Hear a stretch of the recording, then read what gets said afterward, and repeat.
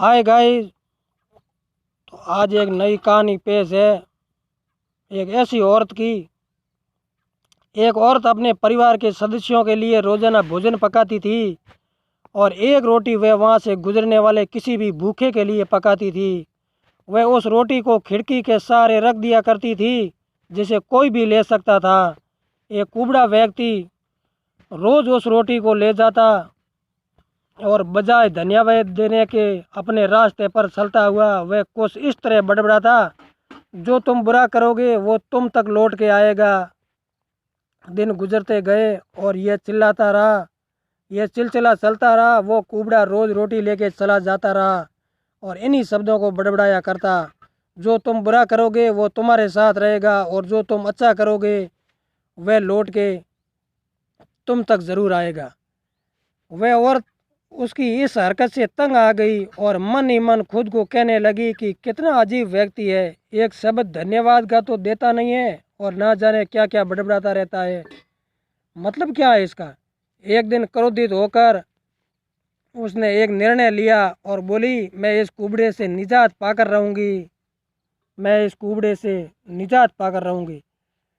और उसने क्या किया, उसने उस रोटी में जहर मिला दिया जो वो रोज़ उसके लिए बनाती थी। और जैसे ही उसने रोटी को खिड़की पर रखने की कोशिश की कि अचानक उसके हाथ कांपने लगे और वो रुक गई। और वह बोली, ये भगवान, ये मैं क्या करने जा रही थी। और उसने तुरंत उस रोटी को चूल्हे की आंच में जला दिया। एक ताज़ा रोटी बनाई और खिड़की के सहारे रख दी। हर रोज़ की तरह वह कुबड़ा आया और रोटी लेके चलता बना, जो तुम बुरा करोगे वो तुम्हारे साथ रहेगा और जो तुम अच्छा करोगे वो तुम तक लौट के आएगा। बड़बड़ाता हुआ चला गया। इस बात से बिल्कुल बेखबर था कि उस महिला के दिमाग में क्या चल रहा है। हर रोज़ जब वह महिला खिड़की पर रोटी रखती थी तो वह भगवान से अपने पुत्र की सलामती और अच्छी सेहत और घर वापसी के लिए प्रार्थना करती थी, जो कि अपने सुंदर भविष्य के निर्माण के लिए कहीं बाहर गया हुआ था। महीनों से उसकी कोई खबर नहीं थी। ठीक उसी शाम को उसके दरवाजे पर एक दस्तक होती है। वह दरवाज़ा खोलती है और भौचक्की रह जाती है। अपने बेटे को अपने सामने खड़ा देखकर वह पतला और दुबला हो गया था। उसके कपड़े फटे हुए थे और वह भूखा भी था कि मैं गिर गया, मैं मर गया होता।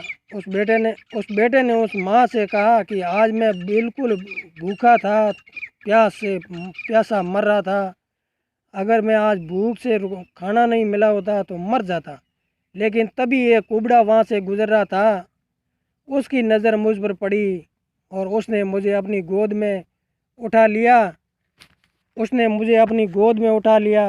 और भूख के मारे मेरे प्राण निकल रहे थे।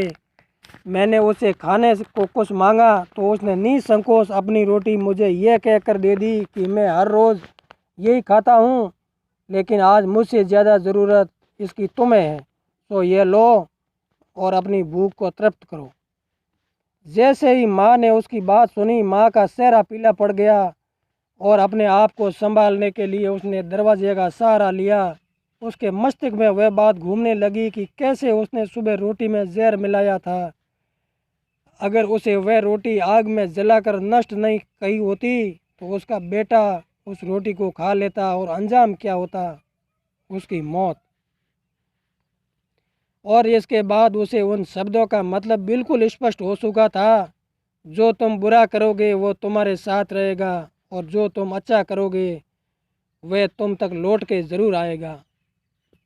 हमेशा अच्छा कर्म करो और अच्छा करने से अपने आप को कभी मत रोको। फिर चाहे उसके लिए उस समय आपकी सराहना या प्रशंसा हो या ना हो। तो अंत में मैं सदा यही कहता हूँ, सदैव प्रसन्न रहिए।